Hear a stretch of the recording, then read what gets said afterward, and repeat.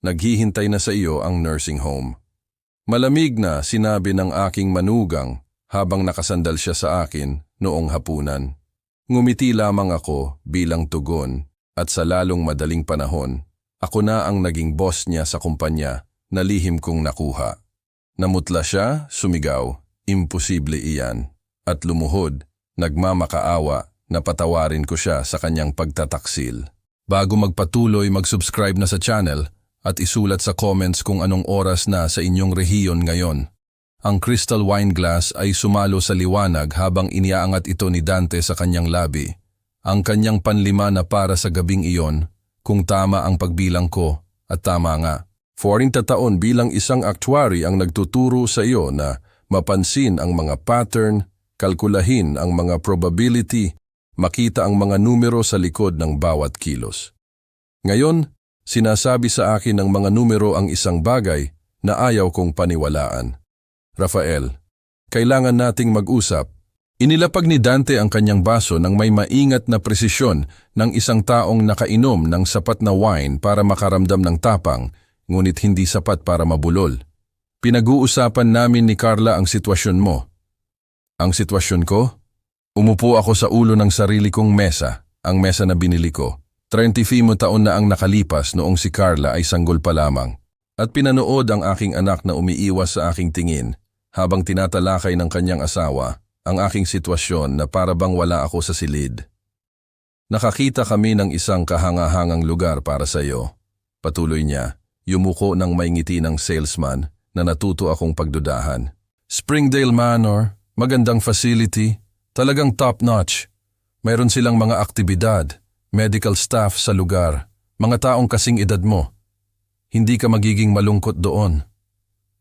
Ang lamig na kumalat sa aking dibdib ay walang kinalaman sa lagay ng panahon ng Marso sa Seattle sa labas. Ito ay ang lamig ng pagkilala, ng pag-unawa na sumisikat na parang isang kulay abong umaga ng taglamig sa Puget Sound. Sa wakas ay tumingin si Carla, ang kanyang mga daliri ay nag-aalala sa linen napkin sa kanyang kandungan. Tay, sa tingin lang namin, napakalaki ng bahay para sa isang tao at halos mag-isa ka lang dito sa lahat ng oras. Iniisip namin ang kinabukasan, putol ni Dante, na uminit sa kanyang paksa. Ang wine ay nagpaluwag sa kanyang dila, ginawa siyang matapang. Ang kinabukasan mo siyempre, ngunit maging practical tayo rito. Mahalaga ang bahay na ito, talagang mahalaga. Queen Anne Real Estate. Alam mo ang market. Ano? Minimum 155 milyon. Nakaupo lang dito, hindi ginagamit ng efficiently. Nandyan na iyon. Hindi man lang nakatago sa ilalim ng isang layer ng pag-aalala. Tahasan na kasakiman na inihanda kasabay ng inihaw na manok na ako mismo ang naghanda dahil gusto kong maging espesyal ang hapunan para sa kanila.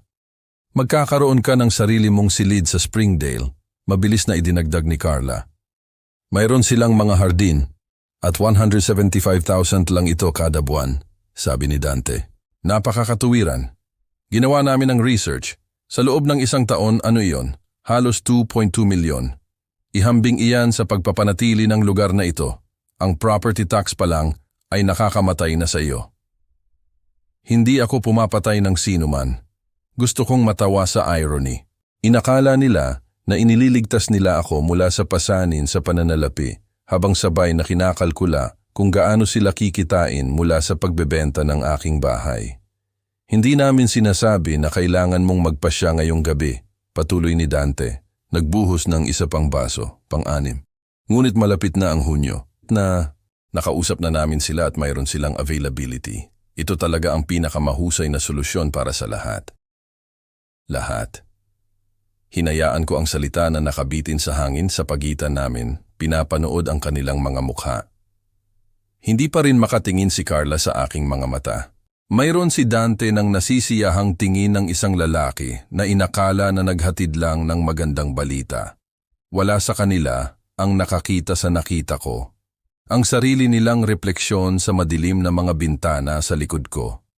2 tao na hindi ko na lubos na nakikilala. Ang bahay na ito ay naglalaman ng 35 taon ng mga alaala. Bawat silid ay may kwento. Ang kusina kung saan tinuruan ko si Carla na maghurno ng kanyang unang birthday cake. Ang living room kung saan siya nagpractice ng piano sa loob ng mga taon. Ang hardin kung saan namin ikinalat ang abo ng kanyang nanay ng, hindi ko hahayaan na gawin nilang armas ang mga alaala na iyon laban sa akin. Pinag-isipan ninyo itong mabuti, mahinahon kong sabi. Sumigla si Dante, nagkakamali sa aking tono para sa pag-ayon. Oo, at sa totoo lang, Rafael, oras na. Ano ka na? 68? 70? Ito ang iyong golden years. Dapat nag-e-enjoy ka sa kanila, hindi nag-aalala tungkol sa pagpapanatili ng bahay na ganito kalaki. 68? Hindi man lang siya nag-abala na alalahanin ang edad ko. Eksakto. Nandun ako sa kasal niya, 4 na taon na ang nakalipas. Tinanggap siya sa pamilyang ito, sa bahay na ito, at ngayon nakaupo siya sa aking mesa, umiinom ng aking wine. Nagpaplano ng aking pagpapatalsik. May nagbago sa loob ko sa sandaling iyon. Ilang bahagi ng sarili ko na pinanatili kong magalang na nakapaloob ng masyadong matagal. Ginugol ko ang 2 taon na pinapanood ang pagbabagong ito. Nakikita ang lalaki na pinakasalan ng aking anak na dahan-dahang nagbubunyag ng kanyang tunay na kalikasan. 2 taon ng pagkagat sa aking dila, ng pagiging mapag-unawang father-in-law, ng pagpapalampas ng maliliit na paglapastangan ng walang puna, 2 taon ng pagkalkula, pagmamasid, pagtitipon ng data tulad ng profesional na ako noon pa man. Well, sabi ko na tumayo ng dahan-dahan, ito ay tiyak na isang bagay na dapat pag-isipan. Nagpalitan ng tingin si Dante at Carla, kaluwagan na hinaluan ng tagumpay. Inakala nila na ako ay hihiga na lang, na ang matandang lalaki ay pupunta ng tahimik sa kanilang maingat na napiling facility habang hinahati nila ang kanyang mga ari-arian. Kinuha ko ang mga pinggan gamit ang matatag na mga kamay. Tinanggihan ang kanilang kalahating puso na mga alok na tumulong at naghintay hanggang sa umakyat sila sa 2nd palapag na pansamantala nilang sinasakop 1 taon na ang nakalipas. Pagkatapos ay tumayo ako sa aking kitchen sink, nakatingin sa mga ilaw ng Seattle na kumalat sa ibaba ng aking Queen Anne Hill at hinayaan ang sarili ko na kilalanin ang katotohanan na iniiwasan ko. Ang aking anak at ang kanyang asawa ay gusto akong alisin at inakala nila na masyado na akong matanda, masyadong pagod, masyadong walang magawa para pigilan sila. Wala silang ideya kung sino ang kinakaharap nila. Nakita nila ang isang retired actuary na nakatira ng mag-isa sa isang mahal na bahay. Hindi nila nakita ang manlalaro ng chess, ang strategist, ang lalaki na gumugol ng 40 taon sa pagkalkula ng mga risk at outcome para mabuhay. Kung gusto nilang maglaro ng mga laro sa aking kinabukasan, sige. Ngunit malapit na nilang malaman na isinulat ko ang rule book na hindi man lang nila alam na umiiral. Hindi ako dinadalaw ng tulog. Naglakad ako sa aking walang laman na bahay ng 2:00 ng umaga. Bawat silid ay nag-uudyok ng mga alaala na sinubukan kong panatilihing nakalak sa panahon ng hapunan. Ang 2nd floor hallway kung saan natuto si Carla na magbisikleta sa loob ng bahay sa loob ng 1 linggo ng ulan. Siya ay 7, determinado at walang takot, nagbabisikleta pabalik-balik habang ako ay nagbabantay sa kanya, handa na saluhin siya kung sakaling matumba siya. Nasa likod mo ako, mahal, ang sabi ko. Palagi kitang sasaluhin. Sino ang sumasalo sa sino ngayon? Sa kanyang lumang silid tulugan na ngayon ay makeshift home office ni Dante, kalat sa kanyang mga business venture. Naalala ko ang pagtuturo sa kanya tungkol sa pera noong nag-18 siya. Umupo kami sa kanyang desk at ipinakita ko sa kanya kung paano i-balance ang checkbook, kung paano mamuhunan, kung paano mag-isip ng pangmatagalan. Tandaan, mahal, ang pera ay isang kasangkapan, hindi isang layunin. Dapat itong maglingkod sa buhay mo, hindi maging buhay mo. Naunawaan niya noon o inakala kong naunawaan niya. Lumipat ako sa living room kung saan ang isang litrato ay nakaupo pa rin sa mantel. Si Carla sa edad na 10, nakangiti gaptoted sa kanyang soccer uniform. May hawak na tropeyo na halos kasing laki niya. Naalala ko ang araw na iyon nang may masakit na kalinawan. Na-score niya ang winning goal at pagkatapos ay tumakbo siya ng diretso sa akin, nilampasan ang lahat ng kanyang mga teammate. Tay, nakita mo? Nakita mo? Nakita ko ang lahat. Palagi kong nakikita ang lahat. Ang alaala ay nagbago, naging mas kamakailan 4 na taon na ang nakalipas, ang parehong living room. Dinala ni Carla si Dante sa bahay sa unang pagkakataon. Mahigpit na nakahawak ang kanyang kamay sa kanya. Ang kanyang mukha ay nagniningning sa bagong pag-ibig. Kinamayan ko siya, tinanggap siya, inalok siya ng inumin, at pinanood ko ang kanyang mga mata na gumagalaw sa paligid ng silid, nagkakatalogo, sinusuri. Kinakalkula ang halaga ng bawat kasangkapan, bawat pagpipinta, bawat square foot ng Seattle real estate. Nakita ko iyon noon, ang gutom, ang paraan ng pagtingin niya sa bahay na ito sa parehong paraan na tinitingnan ng ilang lalaki ang mga tindahan ng alahas. Ngunit si Carla ay napakasaya at kinumbinsi ko ang sarili ko na ako ay paranoid, masyadong protective, hindi kayang hayaan ng aking anak na lumaki. Dapat nagtiwala ako sa aking instincts. 40 taon ng pagsusuri ng mga risk pattern at binaliwala ko ang pinakamalaking red flag ng buhay ko. Ang mga palatandaan ay nandoon sa lahat ng oras, maliit sa una, ang kaswal na mga komento ni Dante tungkol sa mga halaga ng ari-arian ng Queen Anne, kung paano niya binanggit ang nakakita ng isang bahay na nakalista para sa milyon-milyon. Pagkatapos ay tumingin ng may kahulugan sa paligid ng aking living room. Nakaupo ka sa isang gintong mina dito, Rafael. Alam mo iyan? Tama? Alam ko. Alam ko rin kung ano ang sinasabi niya talaga. Pagkatapos ay dumating ang kanilang mga problema sa pananalapi na inakala nilang naitago nila mula sa akin. Ngunit nakita ko ang mga credit card bill na naiwan ng walang ingat sa kitchen counter. Narinig ko si Dante sa mga tawag sa telepono. Ang kanyang boses ay masikip sa stress. Nag-uusap tungkol sa mga opportunity at investment na hindi kailanman nagkatotoo. Pinanood ko ang wardrobe ng aking anak na naging mas mahal kahit na ang mga linya ng pag-aalala sa paligid ng kanyang mga mata ay lumalim. Pansamantala silang lumipat noong nakaraang taon. Hanggang makabangon lang kami, Tay, sabi ni Carla. May mga deal si Dante sa trabaho at kailangan naming makatipid sa upa sa loob ng ilang buwan. Ang ilang buwan ay naging 1 taon. Ang ikalawang palapag ay naging domain nila at ako ay unti-unting naging isang hadlang sa kanilang mga plano sa halip na isang taong mahal nila. Ang pinakamasamang bahagi, hinayaan ko itong mangyari. Nagmasid ako, nag-document, nag-analyze, at walang ginawa dahil siya ang aking anak at gusto kong maniwala na sa isang lugar sa ilalim ng financial stress at impluensya ni Dante, ang batang tumakbo sa akin gamit ang kanyang soccer trophy ay umiiral pa rin. Ang gabing ito, pinatunayan kong hindi. Nagpunta ako sa aking study, sa safe na nakatago sa likod ng isang pagpipinta ng Olympic Mountains. Sa loob ay ang mga dokumento na pinanatili kong private sa loob ng 2 taon, simula ng tahimik kong i-restructure ang aking mga business interest. Mga papers na walang alam si Dante at Carla dahil hindi sila nag-abala na magtanong tungkol sa aking trabaho bukod sa, "Kumusta ang pagretiro mo?" Kung nagtanong sila, baka nalaman nila na hindi ako lubos na nagretiro, na ang consulting firm na itinayo ko sa loob ng mga dekada ay umiiral pa rin, umuunlad pa rin, pinamamahalaan ng mga partner na pinagkakatiwalaan ko, habang pinapanatili ko ang majority ownership mula sa mga anino. Na ang Gilbert Risk Solutions ay hindi lang isang pangalan sa ilang lumang letterhead.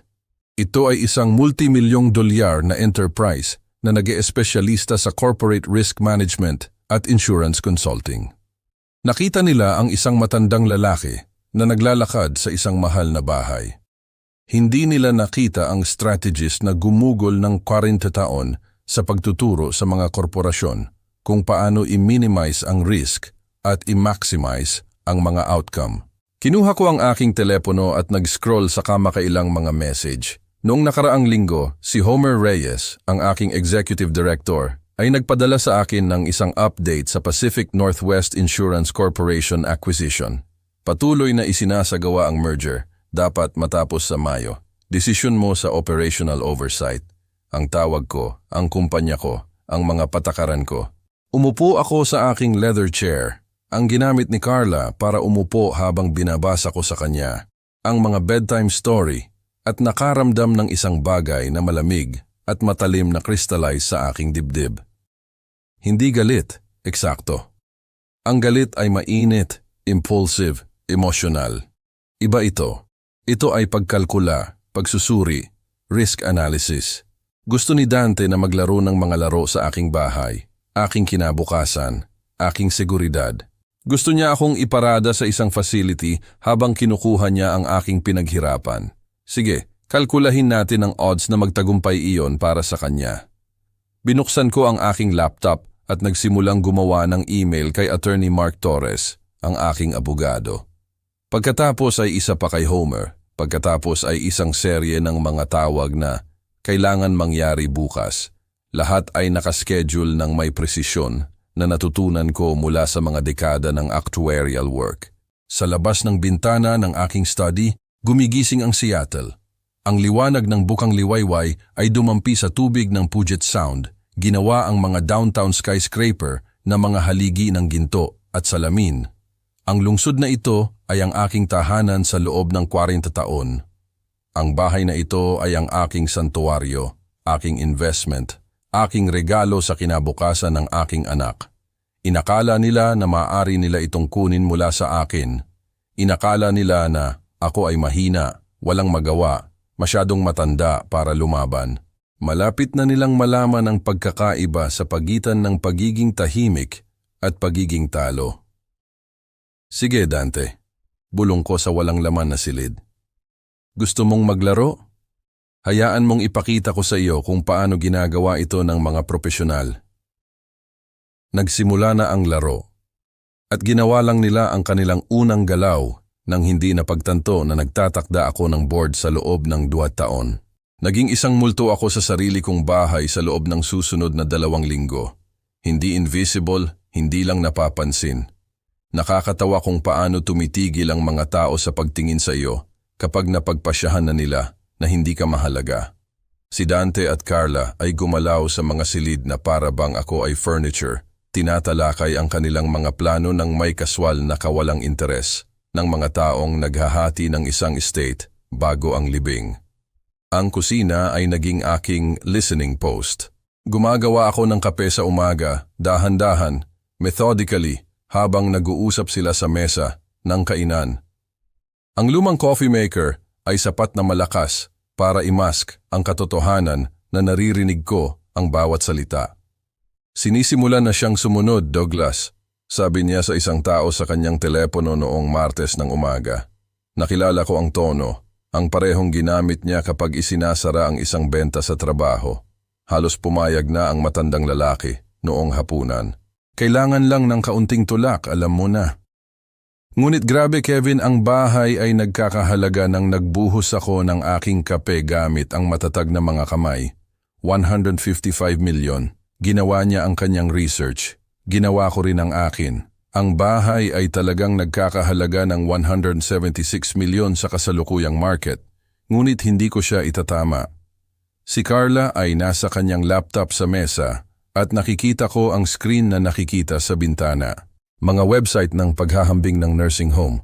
Nag-scroll siya sa mga luxury facilities, ang mga may tunay na medical care, ang mga nagtrato sa mga residente bilang tao, at nagtagal sa mga mid-range option, mga lugar na may pangalan tulad ng Sunset Gardens at Golden Years, community na mukhang katanggap-tanggap sa mga litrato, ngunit may mga review na nagbabanggit ng kakulangan sa staff at limitadong mga aktibidad. Kahit sa aking pag-alis, naghahanap sila ng bargain. Ang irony ay magiging hilarious kung hindi ito napaka-pathetic. Mukhang disente ito, sabi ni Carla.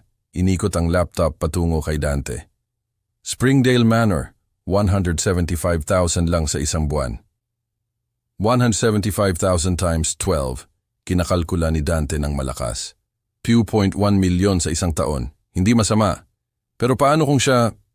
Nag-aalangan si Carla. Paano kung mabuhay siya ng matagal? Nagkibit balikat si Dante, hindi man lang tumitingin mula sa kanyang telepono. Kung ganoon, ililipat namin siya sa isang mas murang lugar. Mayroong lugar sa Tacloban, naalala mo? 410,000 sa isang buwan. Hindi kasing ganda, ngunit sa puntong iyon, mahalaga pa ba talaga? Inilapag ko ang aking tasa ng kape nang masyadong malakas. Pareho silang sumulyap, ngunit tumalikod na ako, patungo sa aking study. Sa likod ko, narinig ko si Carla na bumulong. Sa tingin mo narinig niya? Wala akong pakialam. Ang boses ni Dante ay mas malakas kaysa sa malamang na intensyon niya. Hindi siya eksakto sa posisyon na magreklamo. Sa aking study, isinara ko ang pinto at tumayo sa bintana, nakatingin sa hardin na pinananatili ko sa loob ng 35 taon. Ang cherry tree na itinanim namin ni Carla noong siya ay 5 taong gulang ay full bloom. Ang mga pink petals ay lumulutang sa damuhan na parang niebe. Dati naglalaro siya sa ilalim ng punong iyon sa loob ng mga oras. Nagdadala sa akin ng mga bulaklak na pinili niya. Humihingi na ilagay ko ang mga ito sa tubig agad bago sila malanta. Ngayon naghahanap siya ng pinakamurang lugar para ilagay ako habang kinukuha niya ang aking bahay. Noong gabing iyon, inilagay ko ang sarili ko sa living room gamit ang isang libro na wala akong balak basahin.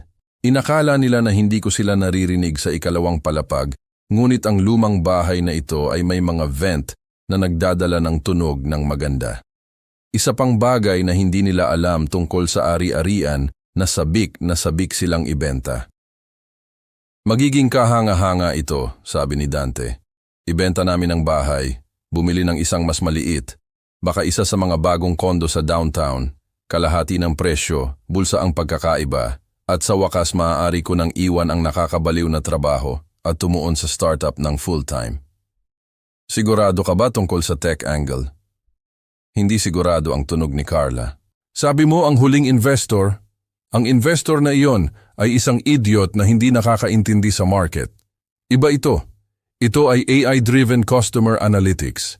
Ito ang kinabukasan, Carla. Ngunit kailangan ko ng kapital. Tunay na kapital. Ang bahay ng tatay mo ang sagot. Ang tatay mo. Hindi Rafael. Hindi man lang aking father-in-law. Ang tatay mo lang. Na para bang ako ay isang problema na dapat lutasin sa halip na isang tao. Gumawa ako ng sarili kong research noong gabing iyon. Ang startup ni Dante ay vaporware. Nakita ko ang pattern na ito ng 100 beses sa aking karera. Malaking mga pangarap, walang tunay na produkto, mga PowerPoint presentation lang at buzzwords. Gusto niyang umalis sa kanyang trabaho sa Pacific Northwest Insurance Corp. Para maging isang entrepreneur na ganap na pinunduhan sa pamamagitan ng paglikida ng aking pinaghirapan. Ang audacity ay halos kahanga-hanga. Halos. Kinuha ko ang aking telepono at nag-scroll sa isang contact na hindi ko tinawagan sa loob ng mga buwan. Attorney Mark Torres, ang aking abogado. Hinawakan ni Mark ang aking estate planning, ang aking business restructuring, noong tahimik kong inilipat ang Gilbert Risk Solutions sa isang holding company structure. Siya ay discreet, thorough, at mahal. Mark, sabi ko nang sumagot siya, kailangan ko ng isang consultation, private, urgent. Rafael, matagal na. Ayos lang ba ang lahat? Ibigay mo ang kahulugan ng ayos, sabi ko. Pinapanood si Dante sa bintana habang naglalakad siya sa hardin. Nakahawak ang telepono sa kanyang tainga, malamang ay nagsasabi sa isa pang kaibigan tungkol sa kanyang brilliant na plano. Kailangan kong talakayin ang ilang family matters at ilang tanong sa corporate governance. Corporate governance? Tila interesado si Mark. Hindi ko alam na active ka pa rin sa negosyo. Maraming bagay na hindi alam ng mga tao tungkol sa akin, Mark. Iyan ang naging bahagi ng problema. Pagkatapos naming itakda ang meeting para sa Huwebes, nagpunta ako sa aking safe at kinuha ang folder na iniiwasan ko sa loob ng 2 taon. Gilbert Risk Solutions, confidential, ang nakatatak sa harap sa pulang letra. Sa loob ay ang mga dokumento na hindi kailanman makikita ni Dante at Carla, maliban kung gusto kong makita nila. Mga incorporation paper, partnership agreement, ang holding company structure na nagpanatili sa aking pangalan sa labas ng public record at pinakahuli, ang preliminary offer documents para sa pagkuha ng Pacific Northwest Insurance Court. Iyon ang particular na kawili-wili. Ang acquisition ay nasa negosasyon sa loob ng 6 na buwan, dahan-dahang gumagalaw sa regulatory approval at due diligence. Hinayaan ko si Homer Reyes na hawakan ang mga aspeto na nakaharap sa publiko.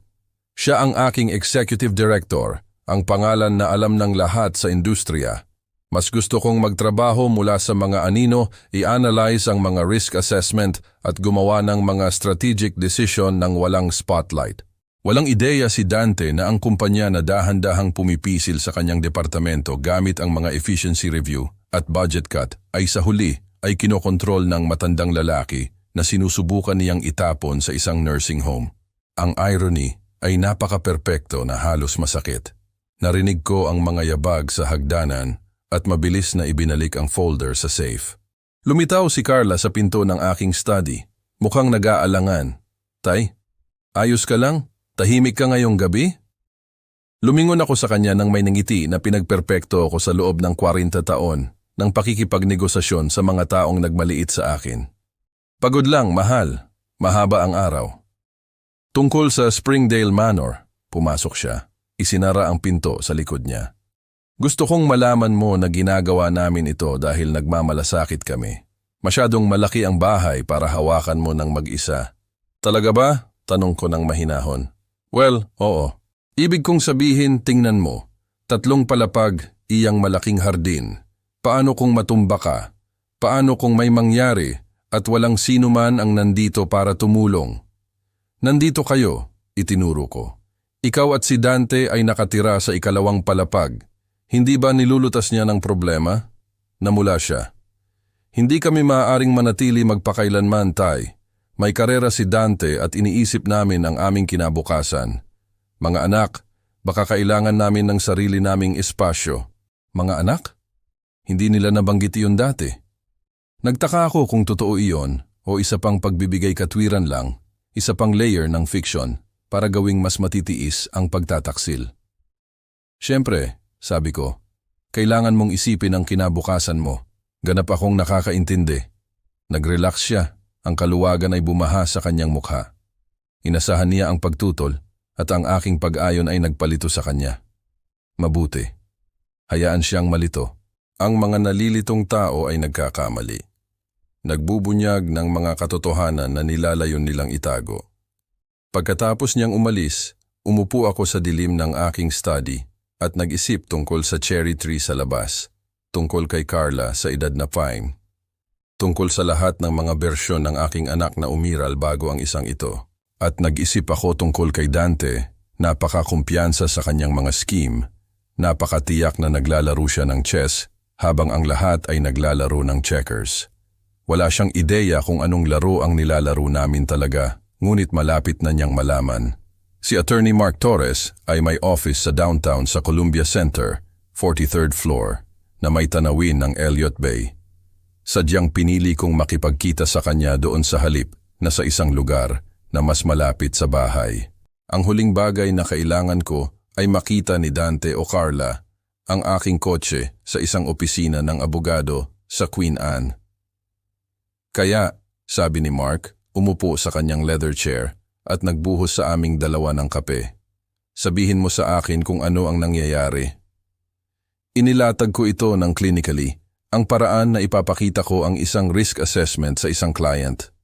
Ang mga katotohanan, ang timeline, ang mga behavior pattern, walang emosyonal na mga apela, walang kahilingan para sa simpatiya, data lang. Dumilim ang ekspresyon ni Mark habang nag-uusap kami. Gusto ka nilang ilagay sa isang nursing home para maibenta nila ang bahay mo. Iyan ang simpleng bersyon. Oo, Rafael, meron kang mga option dito, mga legal na option. Maaari tayong gumawa ng mga dokumento na pumipigil sa kanila na hindi ko gusto na pigilan sila, putol ko. Gusto kong turuan sila. Pinag-aralan niya ako sa loob ng mahabang sandali. Meron kang naiisip. Meron akong isang tanong muna. Corporate governance. Kung ang kumpanya A ay kumuha ng kumpanya B, anong antas ng kontrol ang meron ang kumpanya A sa mga personnel decision ng kumpanya B? Sumandal si Mark, ang kanyang lawyer brain ay nakikipag-ugnayan sa puzzle.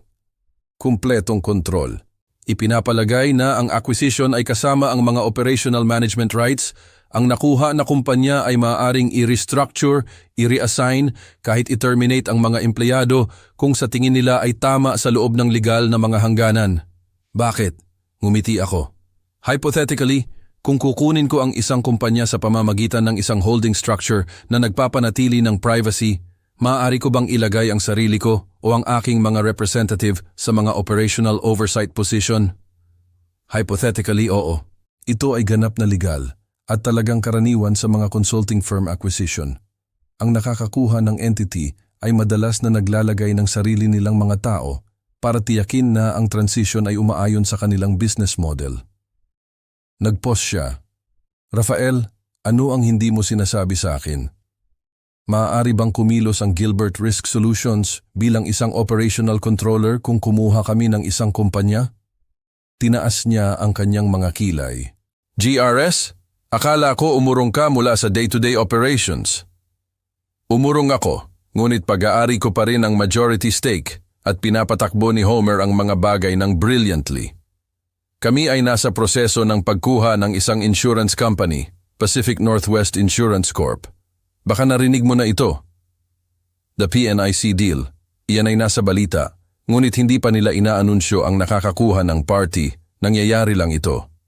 Pag-unawa ang sumikat sa kanyang mukha. Oh, talaga. At hulaan ko, may isang taong kilala mo ang nagtatrabaho para sa Pacific Northwest. Ang manugang ko, si Dante Palmer, middle management.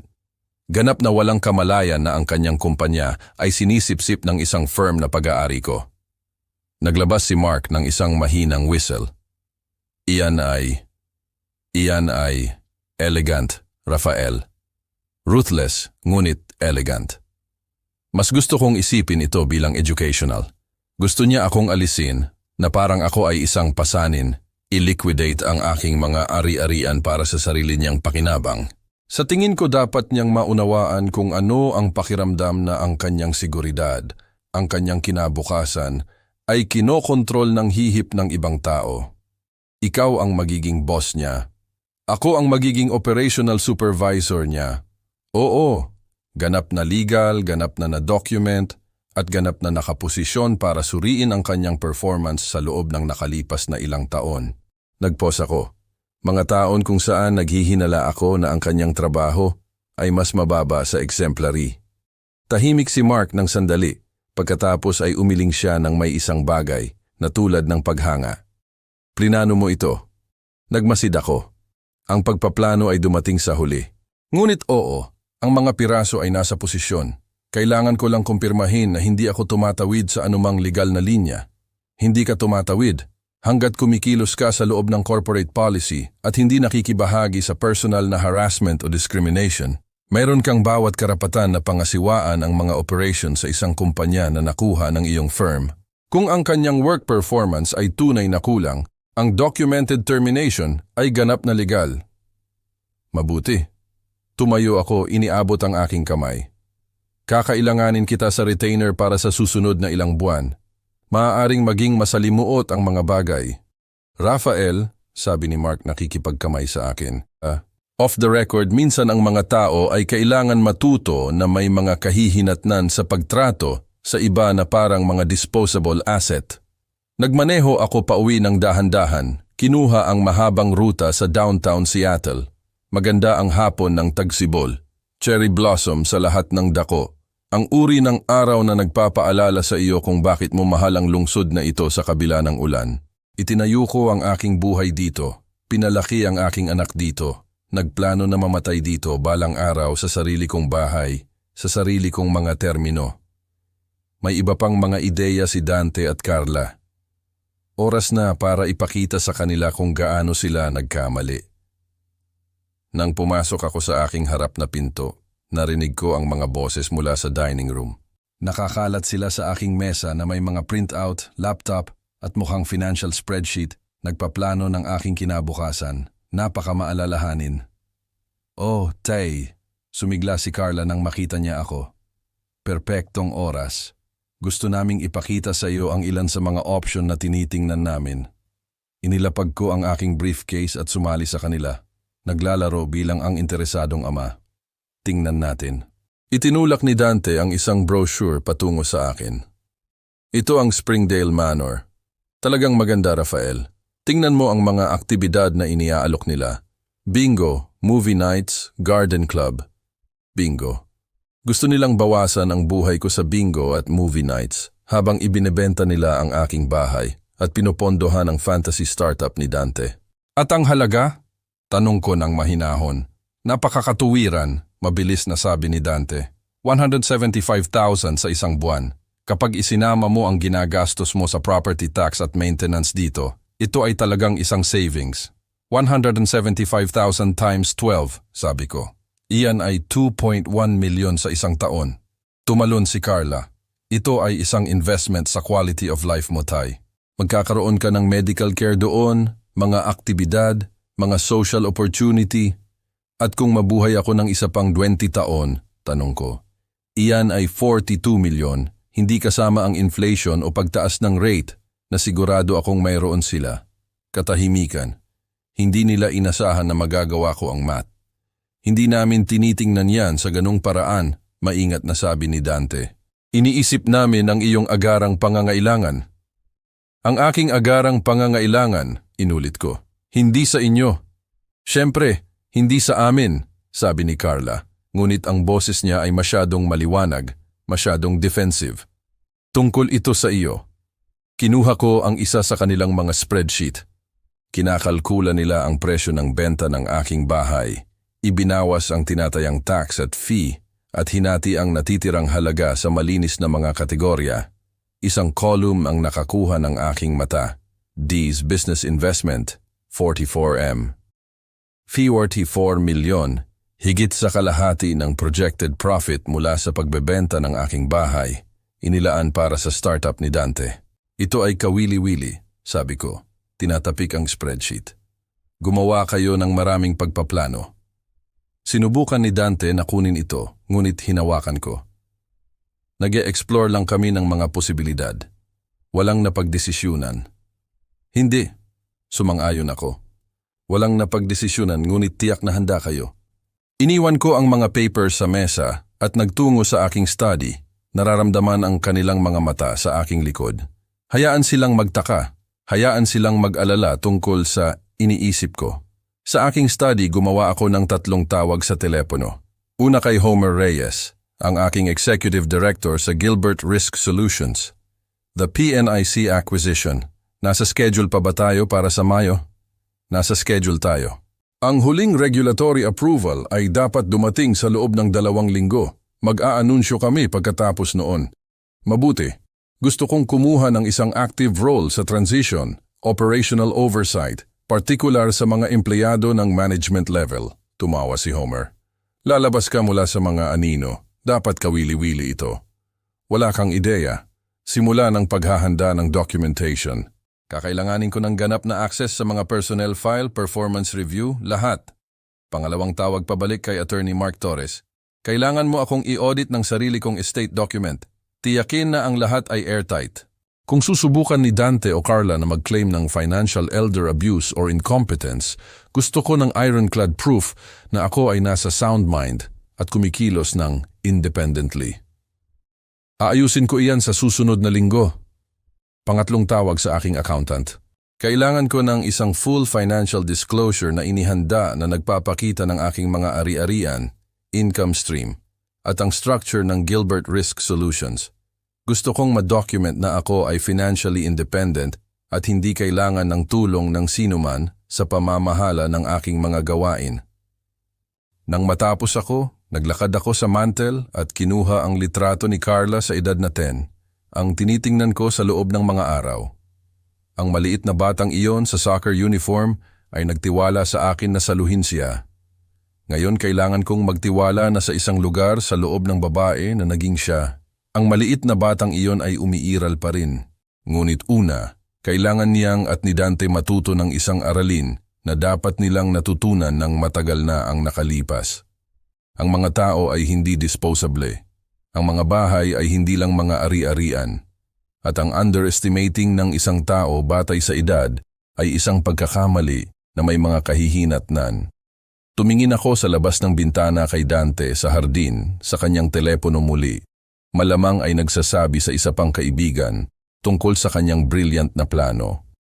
Wala siyang ideya kung ano ang darating. Sa loob ng 6 na linggo, kapag pumasok siya sa conference room na iyon, at nakita ako na nakatayo doon bilang kanyang bagong supervisor. Ang tingin sa kanyang mukha ay sulit sa bawat gabing walang tulog na ginugol ko sa pagpaplano nito. Paumanhin, Carla, bulong ko sa litrato. Ngunit ginawa mo ang iyong choice. Ngayon matututunan ninyong dalawa kung ano ang ibig sabihin ng pagkalkula ng risk. Malapit nang magsimula ang laro at hindi tulad ni Dante. Alam ko talaga kung paano maglaro. Dumating ang Mayo kasama ang uri ng perpektong panahon ng Seattle na nagpapalimot sa iyo sa 9 na buwan ng ulan. Clear skies, cherry blossom sa lahat ng dako, at si Dante ay sumisipol habang nagtungo siya sa trabaho sa Pacific Northwest Insurance Corp. Pinanood ko mula sa bintana ng aking study habang inaatras niya ang kanyang kotse mula sa driveway. Ganap na walang kamalayan sa katotohanan na ang kanyang mundo ay malapit ng magbago sa aksis nito. Ginugol ko ang nakalipas na 6 na linggo sa pagiging perpektong masunuring matandang lalaki, agreeable, passive, medyo nalilito marahil, eksakto kung ano ang inaasahan nilang makita. Nag-relax si Carla at Dante, kumpiyansa sa kanilang tagumpay. Nagsimula pa silang magdala ng mga real estate agent para lang makakuha ng ideya sa market. Ngumiti ako at tumango at nagtanong tungkol sa bingo schedule ng Springdale Manor. Ang performance ay mananalo sa akin ng isang Oscar. Tinawagan ako ni Homer ng 9:30. Tapos na, mag-aanunsyo kami ng 10:00 at ang mga personnel file ay nasa desk mo. Lahat ng hiniling mo. Rafael, ang ilan dito ay, well, sabihin na lang natin na ang manugang mo ay hindi eksakto sa empleyado ng buwan. Nagulat ako. Sabi ko ng tuyo, ganap na nagulat. Inimagine ko si Dante na nakaupo sa anumang meeting room na ginamit nila para sa lahat ng hands gathering. Malamang ay tinitingnan ang kanyang telepono. Baka nag-iisip tungkol sa tanghalian, tiyak na hindi nag-iisip tungkol sa akin. Iyan ang kanyang unang pagkakamali. Ang kanyang pangalawang pagkakamali ay ang underestimating kung ano ang itinayo ko sa loob ng 40 taon. Ang tawag ay dumating ng due 15. Si Dante, ang kanyang boses ay masikip sa pilit na kaswalidad. Hoy Rafael, mabilis na tanong. Narinig mo ba ang isang kumpanya na tinatawag na Gilbert Risk Solutions?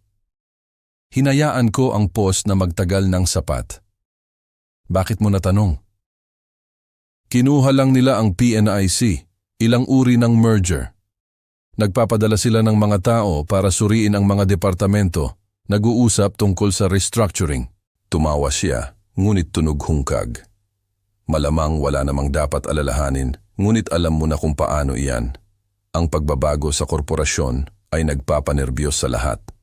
Sigurado akong magiging maayos ka, sabi ko. Magaling ka sa trabaho mo, hindi ba? Isa pang pause. Oo, syempre. Masama lang ang timing. Sinusubukan naming ayusin ang mga bagay sa Springdale Manor. At kung hindi sigurado ang trabaho ko, gusto mong pabilisin ang timeline? Well, oo. Mas maganda kung ang lahat ay finalized bago ang anumang potensyal na pagbabago sa trabaho. Naiintindihan mo? Oh, ganap akong nakakaintindi. Ang kumpanya niya ay nakuha at ang kanyang unang naisip ay hindi tungkol sa kanyang performance o karera. Ito ay tungkol sa i-liquidate ang aking mga ari-arian ng mas mabilis bago niya mawala ang kanyang income stream. Pag-usapan natin iyan ngayong gabi, sabi ko. Noong gabing iyon, kinorner nila ako sa living room gamit ang mga printout mula sa Springdale Manor. May grace si Carla na magmukhang hindi komportable, ngunit si Dante ay nasa full sales mode. Kaya nag-iisip kami, sabi niya ikinalat ang mga paper sa coffee table. Bakit maghihintay hanggang sa katapusan ng tag-init? Mayroon silang room na magagamit sa Hunyo. Magandang corner unit na nakakakuha ng magandang liwanag at sa kawalang katiyakan sa trabaho ko. Makatuwiran na magpatuloy ngayon. Hunyo, inulit ko. Ilang linggo lang iyon. Eksakto, perpektong timing. Maaari ka naming tulungan sa pag-iimpake, isettle ka. Gusto mo iyan doon, Rafael. At sa totoo lang, sa lahat ng nangyayari sa PNIC, kailangan kong malaman na stable ang aming financial situation. Nandyan na yon, hindi na nagkukunwari na tungkol ito sa aking welfare anymore. Hinawakan ni Carla ang braso ko. Tay, Sa tingin talaga namin, ito ang pinakamahusay para sa lahat. Tiningnan ko ang aking anak, 40 taong gulang, at nakikita ko pa rin ang mga bakas ng batang babae na nagdadala sa akin ng mga dandelion mula sa bakuran. Sa isang lugar sa daan, nabigo akong turuan siya ng pinakamahalagang aralin na ang mga tao ay hindi commodities, na ang mga magulang ay hindi mga ari-arian na dapat i-liquidate kapag convenient. Sige, sabi ko ng tahimik, kung iyan ang gusto ninyong dalawa. Sumigla ang mukha ni Dante. Inasahan niya ang pagtutol, mga argumento, baka luha. Napakadali ng aking pagsuko, dapat nag-alala siya. Ang ekspresyon ni Carla ay kumislap ng isang bagay, pagdududa, baka, o ang multo ng isang conscience. Ngunit mabilis itong lumipas. Talaga? Sabi ni Dante. Ayos ka sa Hunyo? 68 taong gulang ako, Dante. Anong choice ang mayroon ako? Ginawa mong malinaw na ang bahay na ito ay masyadong malaki para sa akin, na kailangan ko ng supervision, na ako ay isang pasanin. Ayos lang ang Hunyo. Hindi ka isang pasanin, sabi ni Carla nang automatically. Ngunit ang mga salita ay hungkag.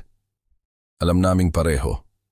Pagkatapos nilang umakyat, halos ipinagdiriwang ang kanilang tagumpay, bumalik ako sa aking study at isinara ang pinto. Pagkatapos, ay tinawagan ko si Homer.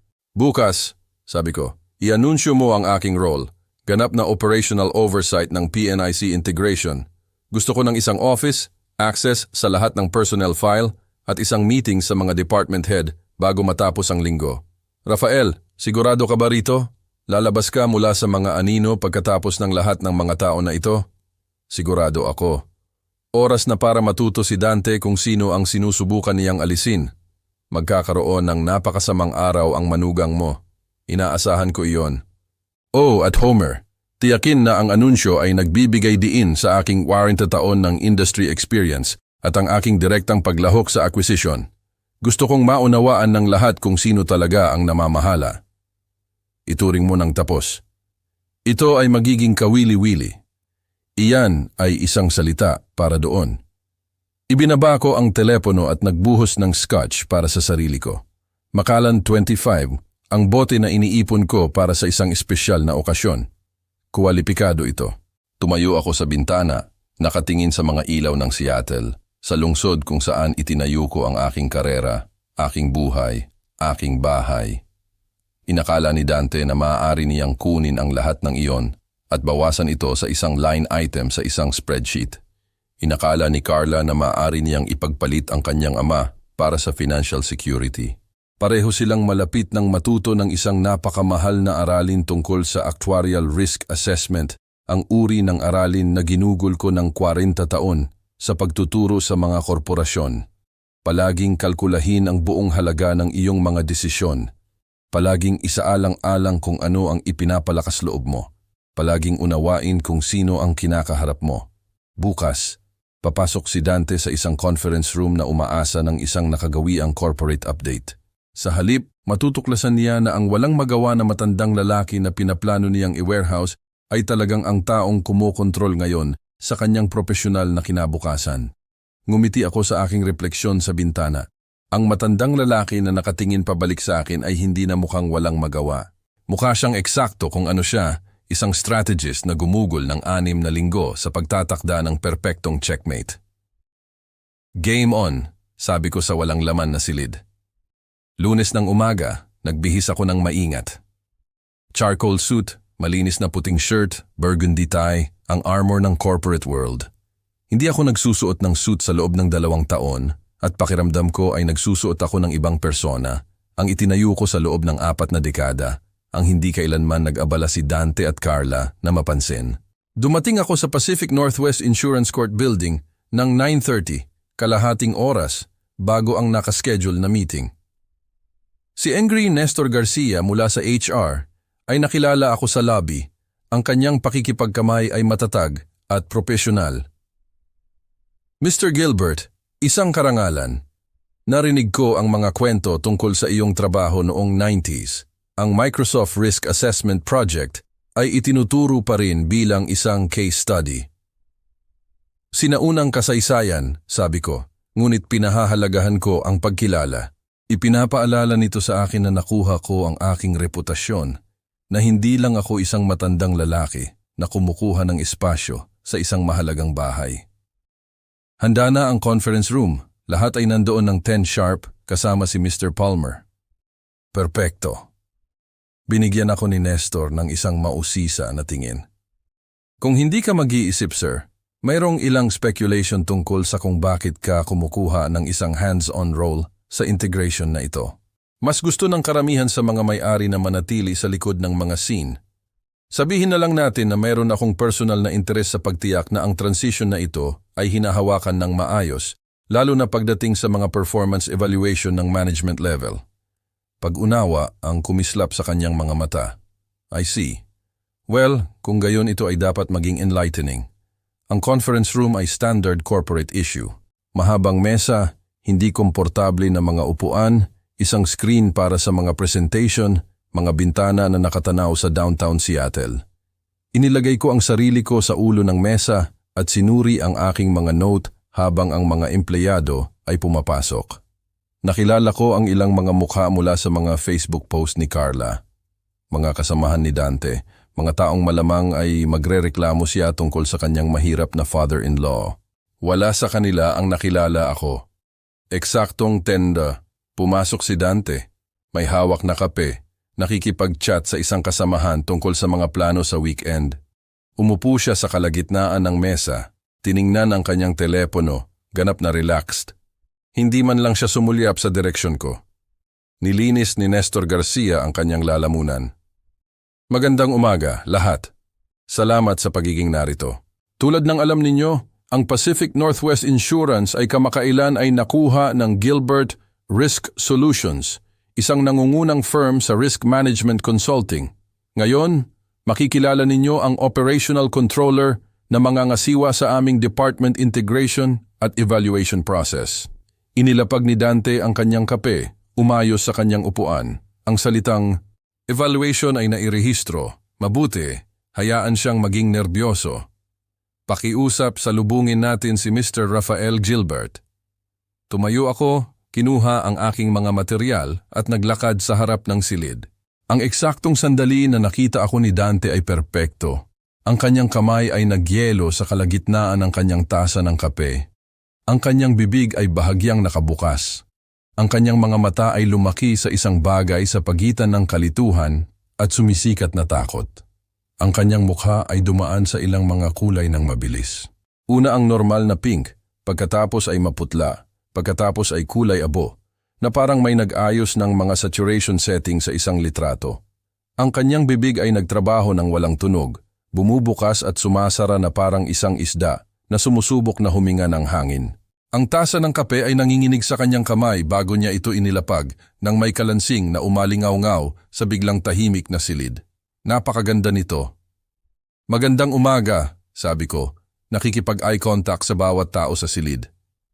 Para sa mga hindi nakakakilala sa akin, ako si Rafael Gilbert. Nagtatrabaho ako sa Actuarial Science at Risk Management sa loob ng 40 taon. Itinatag ko ang Gilbert Risk Solutions noong 1992 at kamakailan ay nakuha namin ang Pacific Northwest Insurance bilang bahagi ng aming expansion strategy. Hinayaan ko iyon na lumubog. Ilang tao ang nakatingin kay Dante ngayon, pinapanood ang kanyang reaksyon. Isa sa mga matatandang empleyado, isang taong malamang ay nasa industriya nang matagal na para makilala ang pangalan ko, ay dahan-dahang tumatango, humanga. Sa susunod na ilang buwan, direktang lalahok ako sa pagsusuri ng departmental efficiency, mga management practice at personnel performance.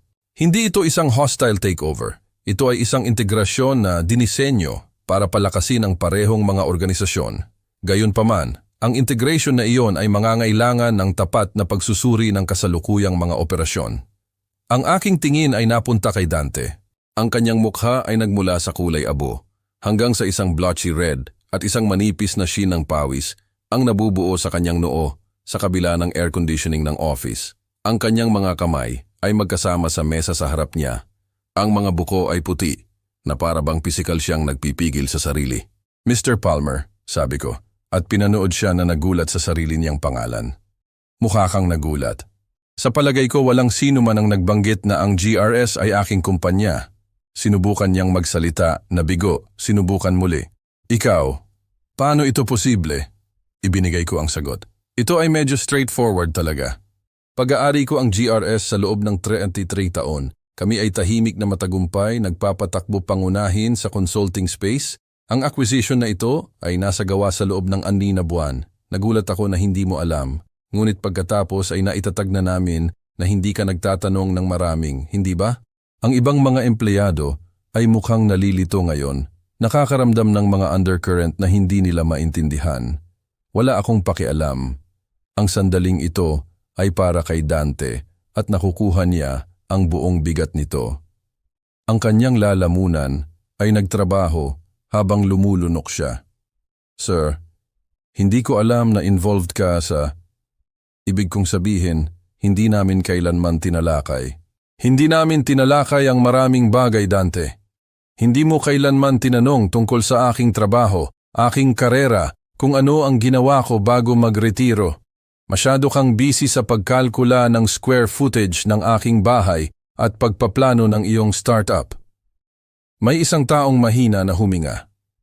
Ang temperatura ng silid ay tila bumaba ng 10 degree.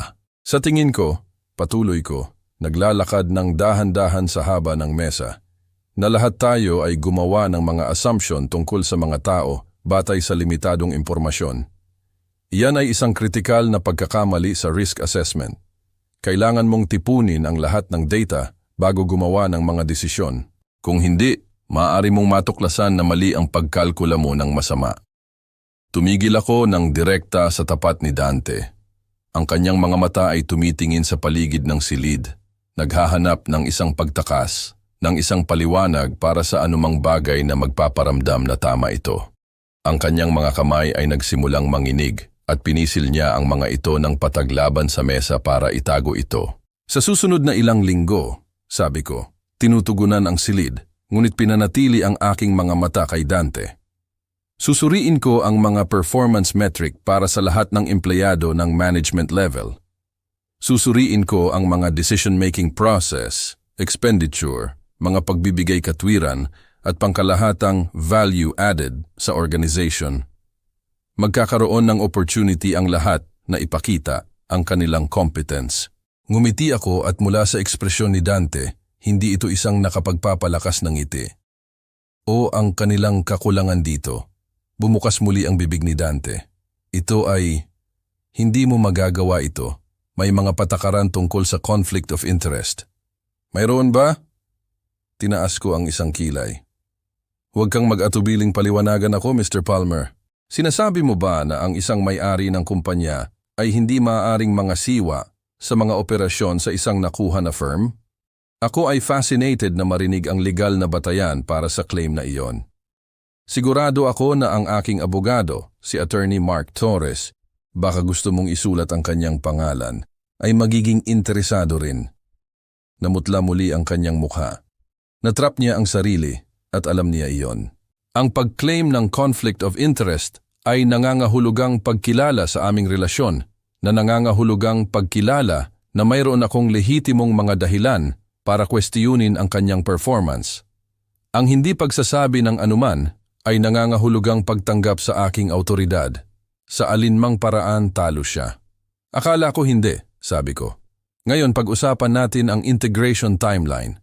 Magtatrabaho ako mula sa isang office sa palapag na ito at mag-schedule ako ng mga individual na meeting sa bawat isa sa inyo sa susunod na linggo. Pakiusap maging handa na talakayin ang inyong kasalukuyang mga proyekto, ang inyong performance metric sa loob ng nakalipas na 18 na buwan, at ang inyong vision para sa inyong role sa bagong integrated organization. Sinulyapan ko si Dante sa isa pang pagkakataon. Ang kanyang mga kamay ay nanginginig ng masama ngayon na sumuko na siya sa pagsusubok na itago ito. Ang pawis ay tumatakbo sa kanyang temple. Ang kanyang maingat na istilong buhok ay nagsisimula ng magmukhang disheveled mula sa paraan ng patuloy niyang pagdaan ng kanyang kamay sa buhok niya ng nerbyoso. Mr. Palmer, ikaw ang mauuna. Bukas ng umaga, 9:00 AM, huwag kang malilate. Nagpatuloy ang meeting sa loob ng isa pang 30 minuto, ngunit hindi narinig ni Dante ang isang salita nito. Nakita ko siya na spiraling. Ang kanyang isip ay tumatakbo sa lahat ng mga implikasyon, lahat ng paraan na ang kanyang maingat na ginawang mga plano ay sumabog lang sa kanyang mukha. Nang sa wakas ay pinauwi ko ang lahat, siya ay nakaupo ng nagyelo sa kanyang upuan habang ang iba ay lumabas. Pagkatapos lamang na walang laman ang silid siya tumayo nang nanginginig at lumapit sa akin. Rafael, kailangan nating mag-usap tungkol sa... Kailangan ba natin? Kinuha ko ang aking mga materyal ng kalmado. Hindi sa tingin ko mayroon tayong anumang dapat talakayin sa labas ng iyong professional performance review na ipinapaalala ko sa iyo ay bukas ng 9. Ginagawa mo ito dahil sa bahay, dahil sa Springdale Manor. Tiningnan ko siya. Pagkatapos ay talagang tiningnan ko siya. Hindi, Dante. Ginagawa ko ito dahil sinubukan mo akong alisin na para bang ako ay walang halaga. Dahil kinalkula mo ang halaga ko bilang walang iba kundi real estate equity. Dahil inakala mo na ang pagiging matanda ay nagparamdam sa akin na walang magawa. Lumapit ako at talagang umatras siya. Gusto mong maglaro ng mga laro sa buhay ko. Maligayang pagdating sa laro. Sana pinag-aralan mo ang mga patakaran. Lumabas ako. Iniiwan siya na nakatayo sa conference room na iyon at nanumpa ako na naramdaman ko ang kanyang mundo na gumuho sa likod ko. Nararamdaman itong pambihira. Ang susunod na 3 linggo ay exquisite torture para kay Dante at aaminin ko na nag-enjoy ako sa bawat minuto nito. Pinanatili ko ang perpektong propesyonal na kagandahang asal sa trabaho. Sinuri ko ang kanyang mga report ng may meticulous attention to detail. Nagtanong ng mga nakakaalam na tanong sa panahon ng mga meeting at nag-alok ng mga mungkahi na kasabay na nakakatulong at imposibleng ipatupad ng mabilis. Hindi ko kailanman itinaas ang aking boses, hindi kailanman nagpakita ng personal na animosity. Ako ay simpleng isang thorough, humihingi ng supervisor na gumagawa ng kanyang trabaho, na nagparamdam na mas masama ito para sa kanya. Pinanood ko siyang unravel ng slow motion. Ang kumpiyansa na swagger ay nawala sa loob ng mga araw. Nagsimula siyang dumating ng maaga, manatili ng gabi, nakayuko sa kanyang desk gamit ang desperadong energy ng isang taong sumusubok na i-bail ang tubig mula sa isang lumulubog na barko. Ang kanyang mga presentation ay naging rambling messes habang sinecond guess niya ang bawat salita. Sa panahon ng mga team meeting, mahuhuli ko siya na nakatingin sa akin nang may ekspresyon sa pagitan ng puot at pagmamakaawa. Ang bahay, samantala, ay naging isang war zone. Nagsimula ito noong Biyernes ng unang linggo na iyon. Ako ay nasa aking study na nagsusuri ng mga personnel file nang pumasok si Dante nang walang katok. Ang kanyang mukha ay flushed. Ang kanyang buhok ay disheveled mula sa pagpapatakbo ng kanyang mga kamay. Sa buhok niya ng paulit-ulit. Isang nerbyoso na ugali na napansin kong nabuo niya. Bakit hindi mo sinabi sa amin na nagmamay-ari ka ng isang kumpanya? Tanong niya. Bakit wala kang sinabi? Tumingin ako mula sa aking pagbabasa. Kinuha ang oras ko para markahan ang aking lugar bago sumagot. Hindi mo kailanman tinanong tungkol sa aking trabaho, Dante. Sa loob ng 4 na taon, hindi ka kailanman nagtanong tungkol sa aking karera, aking mga tagumpay. Kung ano ang ginawa ko bago magretiro. Nakita mo ang isang matandang lalaki sa isang mahalagang bahay at nagpasya ka na iyon lang ako. Hindi iyan patas, hindi ba? Inilapag ko ang aking panulat. Ginugol mo ang mga buwan sa pagpaplano na ibenta ang bahay ko. Kinakalkula mo ang square footage ang market value kahit naisip mo ang pinakamurang nursing home na maaari mo akong i-warehouse sa ngunit hindi ka kailanman nag-abala na matuto ng anumang bagay tungkol sa taong ang buhay ay pinaplano mong i-dismantle. Lumitaw si Carla sa pinto sa likod niya. Ang kanyang mukha ay maputla. Tay, hindi namin alam. Kung alam namin na meron ka pa ring mga business interest, hindi mo sana sinubukan na alisin ako, tapos ko. Iyan ang sinasabi mo, na ang halaga ko bilang isang tao ay nakatali sa aking net worth, na nararapat lang ako sa paggalang kung ako ay financially useful. Ang katahimikan na sumunod ay damning. Ito ay ridiculous. Sinubukan ni Dante muli. Ikaw ang father-in-law ko. Hindi ka maaaring maging boss ko. May mga patakaran tungkol sa conflict of interest. Mayroon ba? Ngumiti ako. Pakiusap, sabihin mo sa akin ang tungkol sa mga patakaran na ito. Ako ay fascinated dahil mula sa kung saan ako nakaupo, ako ay simpleng isang may-ari ng kumpanya na nangangasiwa sa mga operasyon sa isang nakuha na firm. Iyan ay standard business practice. Maliban kung nagmumungkahi ka na mayroong ilang personal na dahilan na hindi ko dapat suriin ang iyong performance ng objectively. Ang kanyang bibig ay nagtrabaho ng walang tunog. Ang pag-amin sa aming relasyon ay nangangahulugang pag-amin na mayroon akong lehitimong mga dahilan para scrutinize ang kanyang trabaho. Ang pagtanggi dito ay nangangahulugang pagtanggap sa aking autoridad ng walang tanong. Akala ko hindi, sabi ko. Ngayon tungkol sa mga quarterly report na utang mo sa akin, kakailanganin ko ang mga ito sa Lunes ng umaga. At Dante, iminumungkahi ko na i-triple check mo ang iyong mga numero. Napansin ko ang ilang inconsistency sa iyong nakaraang mga submission. Nagalit siya. Si Carla ay nagtagal, ang kanyang mga mata ay puno ng luha. Tay, pakiusap. Sinasira mo kami. Hindi, mahal. Sinira mo ito nang magpasya ka na ako ay disposable. Tinitiyak ko lang na naiintindihan mo ang mga kahihinatnan.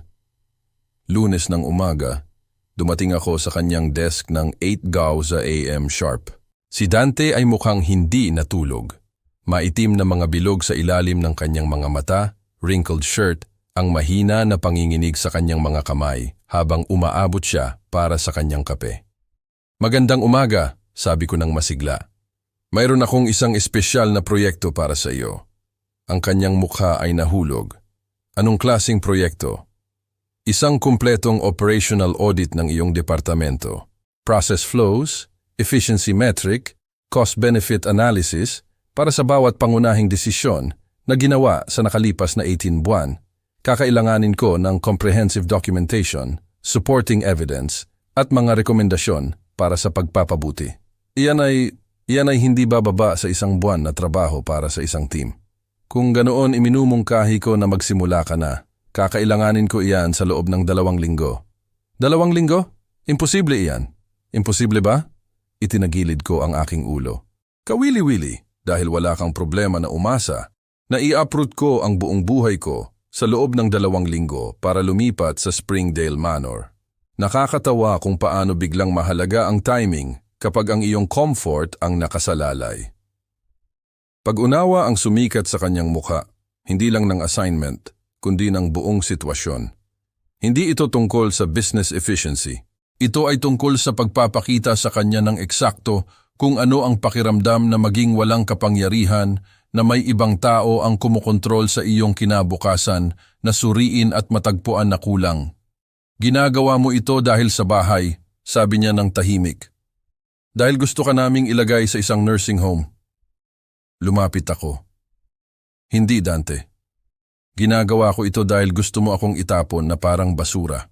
Dahil tiningnan mo ang isang lalaki na nagpalaki ng isang anak na babae ng mag-isa, nagtayo ng isang matagumpay na karera, lumikha ng isang bagay na makabuluhan sa kanyang buhay, at nakita lang ang real estate equity. Sa panahon ng hapunan, sinabi mo, naghihintay na sa iyo ang nursing home. Na para bang napagdesisyonan na iyon, na para bang wala akong masabi sa sarili kong buhay. Naalala mo? Namutla ang kanyang mukha. Naalala niya ang bawat mapagmataas na salita. Well, hulaan mo. Umayos ako, pinapantay ang aking tie. Ngayon ako ang boss mo. At sa tuwing nagtaka ka kung paano mo ako mapipilit, nagtataka ako kung paano mo matutugunan ang aking mga standard. Sa tuwing kinakalkula mo ang halaga ng aking ari-arian, kakalkulahin ko ang halaga ng iyong profesional. Mukhang patas, hindi ba? Umalis ako, iniiwan siya na nakatingin sa kanyang computer screen. Ang impossibility ng kanyang sitwasyon ay sa wakas, ay ganap na dinurog siya. Pagkaraan ng 2 araw, sinubukan niyang pumunta sa HR. Tinawagan ako ni Nestor Garcia sa kanyang office. Protocol, paliwanag niya ng may paghingi ng tawad, kung saan si Dante ay nakaupo gamit ang nakaprint na mga patakaran ng kumpanya, highlighted sections tungkol sa workplace harassment at hostile work environment. Mr. Palmer ay nagpahayag ng mga pag-aalala, maingat na sabi ni Nestor, tungkol sa kalikasan ng mga assignment na ibinigay mo sa kanya. Talaga ba? Sinuri ko ang documentation. Tingnan natin. Humingi ako ng operational audit, efficiency report, at process documentation. Ang mga ito ay standard request sa panahon ng isang integration. Walang lumalabag dito sa patakaran ng kumpanya. Aggressive ang timeline, putol ni Dante. Ganon din sa'yo. Binigyan mo ako ng 2 linggo para ipack ang 35 taon ng buhay ko. Binibigyan kita ng 2 linggo para i-document ang 18 na buwan ng trabaho. Mukhang mas makatuwiran ang akin talaga. Nilinis ni Nestor ang kanyang lalamunan. Mr. Palmer, natatakot ako. Ang mga kahilingan ni Mr. Gilbert ay nasa loob ng kanyang autoridad bilang operational controller. Kung nagpupumilit ka sa workload, maaari nating talakayin ang reassignment o karagdagang mga resource. Huwag, mabilis na sabi ni Dante. Ang paghingi ng tulong ay nangangahulugang pag-amin na hindi niya kayang hawakan ang kanyang trabaho. Kaya ko na. Mabuti, sabi ko na tumayo. Dahil ayaw kong isipin na sinasayang mo ang oras ng kumpanya sa walang kabuluhang mga reklamo kapag napakaraming trabaho ang kailangan mong gawin. Ang panonood sa kanya na umalis sa office na iyon, balikat na nakayuko, mukha na natalo. Dapat nakaramdam ito ng kasiyahan at nakaramdam nga. Ngunit mayroon ding iba sa ilalim, isang bagay na hungkag. Ito ang asawa ng aking anak. Ito ang lalaki na pinili ni Carla at sistematiko ko siyang sinisira. Ngunit pagkatapos ay naalaala ko ang spreadsheet na may 44 million, this business investment, nakasulat sa bold letters. Naalala ko sila na tinatalakay ang paglilipat sa akin sa isang mas murang facility kung mabuhay ako ng matagal. Naalala ko ang pagtrato sa akin na parang isang hindi maginhawang piraso ng furniture at ang hungkag na pakiramdam ay nawala, pinalitan ng malamig na kasiyahan. Gusto niyang maglaro ng mga laro sa buhay ko. Maligayang pagdating sa laro, Dante. Tingnan natin kung paano mo gusto ang pagiging isang pawn. Dumating ang Hulyo kasama ang hindi pa naganap na init para sa Seattle. Ang temperatura sa aking bahay ay tumaas ng naaayon, ngunit wala itong kinalaman sa panahon. Nalulunod si Dante at alam niya iyon. Panonoorin ko siya mula sa bintana ng aking study sa umaga. Nakaupo sa kanyang kotse sa driveway sa loob ng den, 15 minuto bago pumasok sa trabaho. Nagtatayo ng tapang para harapin ang isa pang araw sa ilalim ng aking supervision. Pumayat siya, ang kanyang mga suit ay nakabitin ng maluwag sa kanyang frame. Ang swagger ay ganap na nawala, pinalitan ng mukhang hinahanap ng isang lalaki na walang escape route. Ngunit ang isang na-corner na hayop ay mapanganib. Dapat naaalala ko iyon. Ang unang palatandaan ay dumating sa isang tawag sa telepono mula kay Homer Reyes. Rafael, nakatanggap kami ng isang formal na reklamo mula sa abogado ni Dante Palmer. Kailangan mong makita ito. Ang dokumento ay dumating sa pamamagitan ng courier noong hapon na iyon. 23 pahina ng mga legal na akusasyon, conflict of interest, workplace harassment, age-based bias laban kay Dante, at ang aking personal na paborito, isang claim na ako ay psychologically unfit na pamahalaan ang mga corporate operation dahil sa advanced age at potensyal na cognitive decline. Binasa ko ito ng 2 beses, pagkatapos ay tinawagan ko si Attorney Mark Torres, tumatawa ng malakas na halos hindi ako makapagsalita. Ito ay perpekto, sabi ko. Nagfa-file siya ng conflict of interest complaint na nangangahulugang opisyal siyang kinikilala na ako ang kanyang supervisor. Nagbibigay siya ng documentation ng aming eksaktong relasyon. Itinatayo niya ang aking kaso para sa akin. Desperado rin siya, babala ni Mark. Ang mga desperadong tao ay nagkakamali, ngunit kumukuha rin sila ng mga risk. Ano pa ang claim niya? Sinuri ko ang dokumento. Inaangkin niya na lumikha ako ng isang hostile work environment. Nagbigay sa kanya ng imposibleng mga assignment bilang retaliation. At tika, ito ay kawili-wili. Iminumungkahi niya na maaaring gumamit ako ng insider information para i-orchestrate ang PNIC acquisition particular na para magkaroon ng kapangyarihan sa kanya. Iyan ay talagang creative. Paranoid, ngunit creative. Hindi rin ito napatutunayan. Nagnenegosyo kami ng PNIC deal sa loob ng 8 buwan bago pa man ang kanilang mga plano sa nursing home. Hindi sinusuportahan ng timeline ang kanyang theory. Paano ang claim sa psychological fitness? Ngumuso ako. 68 ako, hindi senile. Nagpapatakbo ako ng isang multi-milyong dolyar na consulting firm. Sa tingin ko, ang aking cognitive ability ay nagsasalita para sa sarili. Ngunit sige, lalaruin natin ang laro niya. I-schedule mo ako para sa isang kumpletong psychological evaluation. Independent examiner, full battery of tests. Patunayan ko na ako ay mas matalas sa pag-iisip kaysa sa kayang pangarapin ni Dante. Nag-pause si Mark. Sigurado ka ba? Ang mga evaluation na ito ay maaaring thorough. Sigurado ako. At Mark, habang inidocument namin ang lahat, magsagawa tayo ng isang opisyal na audit ng work performance ni Dante sa loob ng nakalipas na 2 taon. Deep dive, bawat desisyon, bawat expenditure, bawat report. Kung gusto niyang buksan ang pintong ito, lakarin natin ito ng magkasama. Ang audit ay tumagal ng 3 linggo at nagbunyag ng eksakto kung ano ang pinaghihinalaan ko. Si Dante ay hindi lang mediocre sa kanyang trabaho, siya ay actively harmful. Inflated expense report na hindi pa ganap na tumawid sa fraud, ngunit nakatira sa isang napakakulay abong lugar. Mga desisyon sa proyekto na nagbigay prioridad sa pagtingin na busy kaysa sa tunay na mga resulta, isang pattern ng pagpasa ng kanyang trabaho sa mga subordinate habang kumukuha ng kredito para sa kanilang mga ideya. Ang pinaka-damning, isang serye ng mga insurance policy review kung saan inaprubahan niya ang borderline fraudulent claim mula sa mga kumpanya na kalaunan ay nalugi, na nagkakahalaga sa PNIC ng higit sa fee 70 milyon sa hindi na mababawi na mga payout. Walang kriminal, simpleng patuloy na mahinang paghusga na dapat nahuli ng isang tao taon na ang nakalipas. Paano niya napanatili ang kanyang trabaho ng ganito katagal? Tanong ni Mark, sinusuri ang mga natuklasan.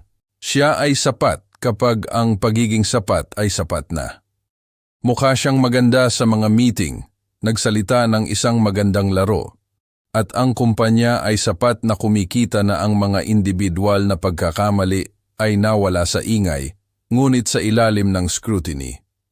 Umiling ako. Nakakalusot lang siya sa charm at mediocrity sa loob ng mga taon. Samantala, hindi sumusuko si Dante. Kailangan kong humanga sa kanyang persistence kung wala ng iba. Siya at si Carla ay nagsimulang maghanap ng dumi sa akin. Alam ko dahil tinawagan ako ng aking accountant para ipaalam sa akin na may isang taong humiling ng aking mga tax return ng legal sa pamamagitan ni Carla bilang next of kin na nag-aangkin na kailangan nila ang impormasyon para sa estate planning. Nakatanggap ang aking abogado ng mga katanungan tungkol sa anumang nakaraang mga lawsuit. Ang isang private investigator ay talagang nagpakita sa aking pinto. Hindi maganda ang pagkukunwari bilang isang market researcher. Wala silang natagpuan, syempre. 40 taon ng pagtatrabaho sa pamamagitan ng libro ay nangangahulugang walang matagpuan. Walang tax evasion, walang nakatagong account, walang shady business deal. Itinayo ko ang Gilbert Risk Solutions ng lehitimo, binayaran ang bawat sentimo na utang ko, at pinanatili ang meticulous record.